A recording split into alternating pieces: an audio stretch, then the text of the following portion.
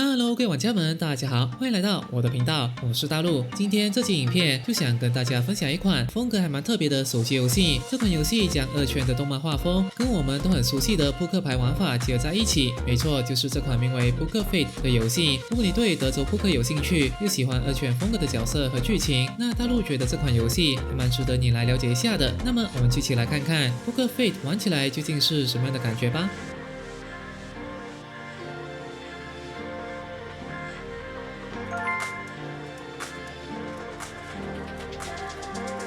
刚进入游戏，给大陆的第一印象就是它的美术品质是真的还不错，无论是开场的剧情动画，还是角色的 Live 2D 例会，精致度都算是有制作到位。尤其是刚开始进入主线剧情的时候，那个角色的动态表现，确实有让我小小惊艳一下。游戏故事发生在一个叫做拉曼市的地方，这里的人们都热爱扑克对决，而最高规格的赛事就叫做命运碗作战。我们扮演的主角是曾经带领金市争霸赛事的会长，却因为某个事情失去了记忆，让金市也逐渐没落。整个故事就是围绕着我们重拾记忆，重新带领同伴挑战高峰而展开。玩法核心如大家所见，就是扑克牌，主要采用的是德州扑克的规则，同时也提供了奥马哈的模式。对于不熟悉规则的新手玩家，游戏开始会有位叫做新宫加奈的角色，但我们进入一段还蛮清楚的新手教学，就算是完全没玩过的玩家，也能快速理解基本规则。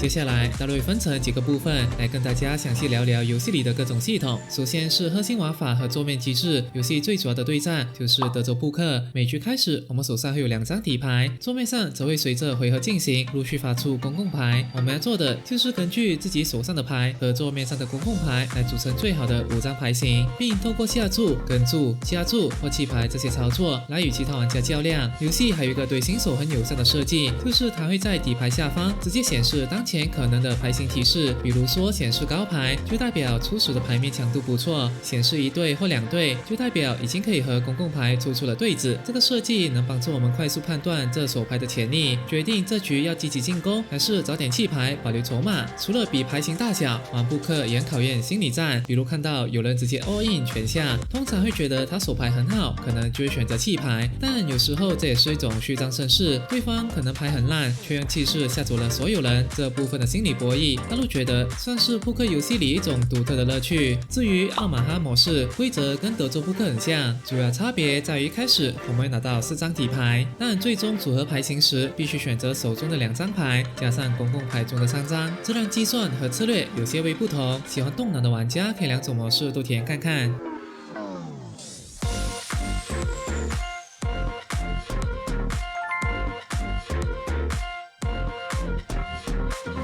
接着是角色系统与养成互动的部分，在 Poker Fate 里，可游玩的角色被称为牌手，我们可以透过招募界面来抽取他们。不同的牌手会有独特的外观、故事背景和专属声优，这部分算是满足了喜欢收集角色的玩家。比较有趣的是好感度系统，每个角色都有自己的好感度，我们可以透过赠送礼物或者直接使用该牌手进行对局来慢慢提升好感。提升好感后，不仅能解锁角色专属的表情包，可以在对局中使用来跟其他玩家互动，还能欣赏到专属的剧情动画，甚至事后的一些特别的外观。不过要注意的是，好感度的提升每日有上限，不是一直送礼或一直玩就能无限冲高，这算是鼓励玩家每天上来互动一下的设计。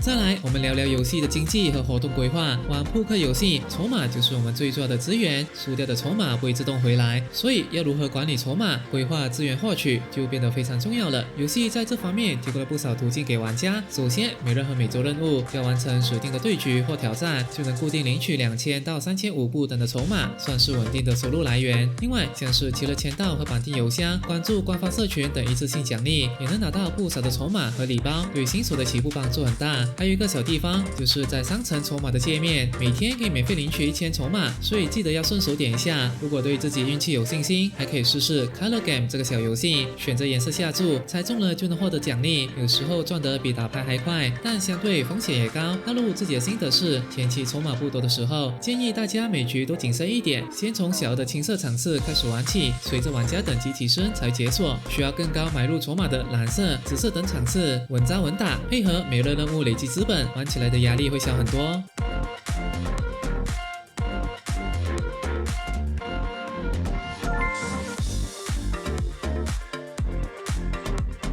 最后是社交和其他模式，游戏也考虑到了玩家想跟朋友一起玩的需求。设有有人房功能，只要创建房间邀请朋友，就能直接开局对战，省去了现实中要准备扑克牌和道具的麻烦。对于朋友聚会来说还蛮方便的。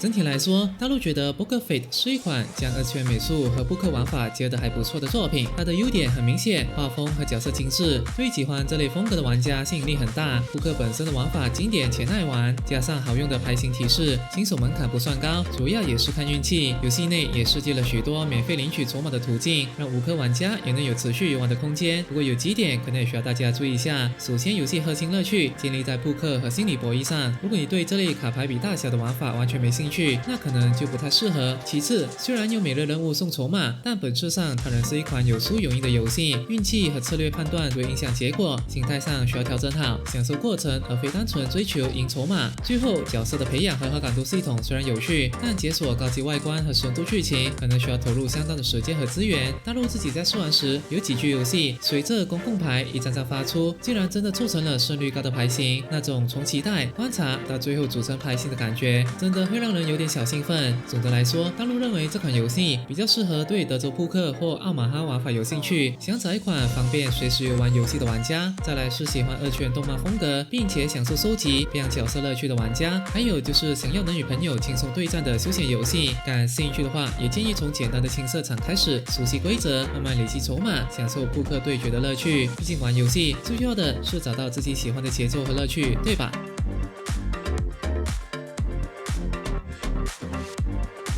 最后，这期的影片到这里就结束了。整体来说是款不错的游戏，官方顺带加入了暴雨效果，希望大家能够喜欢这期的游戏介绍。如果你喜欢大陆的影片，可以给大陆个赞、分享和订阅。那么就下期再见啦，祝大家游戏愉快！